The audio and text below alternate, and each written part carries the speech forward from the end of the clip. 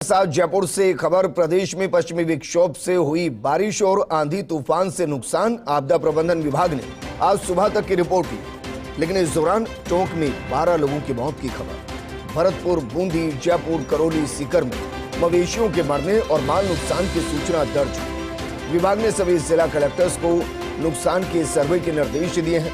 तूफान से हुए नुकसान का आपदा प्रबंधन विभाग देगा मुआवजा।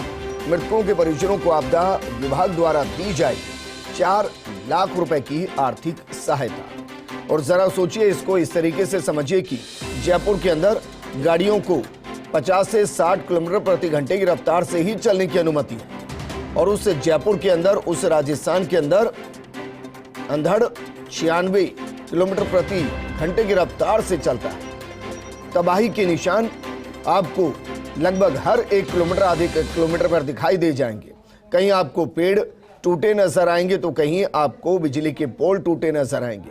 कहीं आपको नजर आएंगे कि छप्पर उड़ गए हैं तो कहीं आपको नजर आएंगे कि बड़े बड़े मकानों के अंदर समस्याएं आई।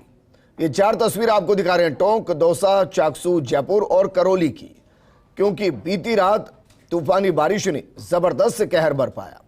अंधड़ के साथ आई बारिश और देर रात गिरी बिजली के कारण टोंक जिले में 10 लोगों की दर्दनाक मौत हो गई। राजधानी जयपुर में 96 किलोमीटर प्रति घंटे की रफ्तार से चली तेज हवाओं के कारण कई इलाके अंधेरे में डूब गए। इस तूफान की स्पीड मई 2021 में आए ताउते तूफान से भी ज्यादा रही। उस समय जयपुर में करीब 75 किलोमीटर स्पीड से आंधी चली थी, और यह भी कहा जा सकता है कि बीते कई दशकों में ऐसा पहली बार हुआ है जब 96 किलोमीटर प्रति घंटे की रफ्तार से तूफान आया है। करौली में जगह जगह पेड़ धराशायी हो गए, तो जयपुर के अंदर बड़े बड़े ग्रिड मानो आंधी के सामने घुटने टेकते नजर आए। हमारे सहयोगी डॉक्टर ऋतुराज जुड़ चुके हैं। ऋतुराज, आपदा प्रबंधन की तरफ से यह बताइए कि मुआवजे की घोषणा तो की गई, लेकिन अब कंटीजेंसी प्लान क्या है? क्योंकि वेदर रिपोर्ट तो ये भी कह रही है कि आज एक बार फिर से कुछ ऐसे ही आसार बनते दिखाई दे रहे हैं। देखिए, जो इसमें राशि रहती है, जो भी मृतक हैं उनके परिजनों को 4 लाख की आर्थिक सहायता का प्रावधान किया हुआ है। ये कोई नई घोषणा नहीं की गई है, लेकिन उन्होंने जो सुबह आकलन किया था 10 बजे तक का आपदा प्रबंधन विभाग ने, उसके अनुसार मवेशियों के मरने की, जान माल के नुकसान की, लोगों की मौत की, पेड़ के गिरने की, इस तरह के कई नुकसान की घटनाएं सामने आई हैं, और उसका पूरा एक रिकॉर्ड रखा जा रहा है, और उच्च स्तर पर विचार विमर्श करके नुकसान के सर्वे के भी निर्देश दे दिए गए हैं जिला कलेक्टर्स को। और ये कहा गया है कि विस्तृत रिपोर्ट दी जाए, क्योंकि एक एक जान माल का कितना नुकसान हुआ उसके बारे में पूरी विस्तृत रिपोर्ट देकर फिर उसके अनुसार ये कार्यवाही आगे बढ़ाई जाएगी। रुद्राज, आपदा प्रबंधन का काम ये तो नहीं होगा कि भाई आपदा आ जाए उसके बाद प्रबंधन किया जाए। काम तो यह है कि आपदा आए उससे पहले प्रबंधन किया जाए। मेरा सवाल यह है कि क्या वाकई में कोई गाइडलाइन जारी की गई थी? अगर मसलन टोंक की बात कर लूं, भाई 12 लोगों की जान गई है, क्या ये गाइडलाइन जारी की गई थी कि कच्चे मकान जिनके वो उनको छोड़कर कहीं आशियां ले ले? जो कुछ ऐसे इलाकों में रहते हैं जहां स्पीड ज्यादा रहनी है, वहां कोई कंटीजेंसी प्लान तैयार किया गया होता?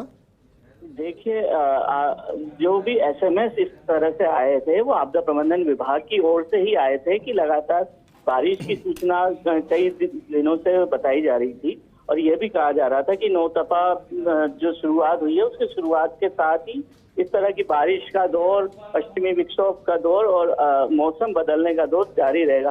तो इसका अर्थ सीधा सीधा यही लगाया जाता है कि पहले से ही चेतावनी दी जाती है।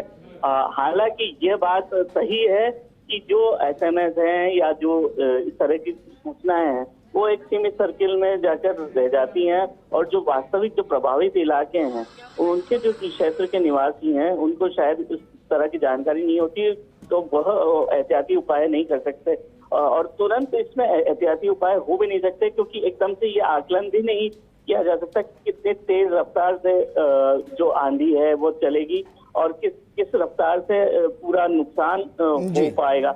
इसको देखते हुए जो भी आपदा प्रबंधन ने अपनी जो, लेकिन डॉक्टर ऋतुराज भाई, कल हम मौसम विभाग के निदेशक से बात कर रहे थे, उन्होंने तो स्पष्ट कहा था कि तेज अंधड़ आएगी, लाइटनिंग होगी, तेज बारिश होगी, तो ये सब कुछ तो आपदा प्रबंधन को पता होगा।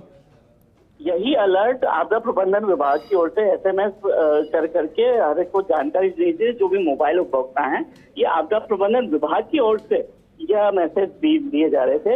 यही जो मैसेज जो 4-5 दिनों से लगातार चल रहे हैं, वो मैसेज आपदा प्रबंधन विभाग की ओर से ही दिए जा रहे थे। और जो वह उस मैसेज का आधार मौसम विभाग की भविष्यवाणी ही थी, जो कि जिन्होंने ये बताया था कि 9 दफा पहले जैसा नहीं रहेगा और जो कम से कम 3-4 दिनों तक ऐसी स्थिति रहने वाली है, जो लगातार बारिश और आंधी और तूफान का जोर रहेगा।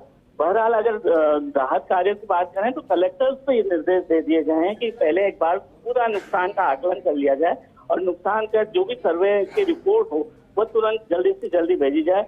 क्योंकि जो 33 जिले हैं उसमें किस तरह का नुकसान कितना है, इसकी पूरी जानकारी एक बार कलेक्ट करने के बाद फिर उस हिसाब से आपदा प्रबंधन विभाग कार्यवाही आगे बढ़ाएगा। शुक्रिया तमाम जानकारी हमारे साथ साझा करने के लिए।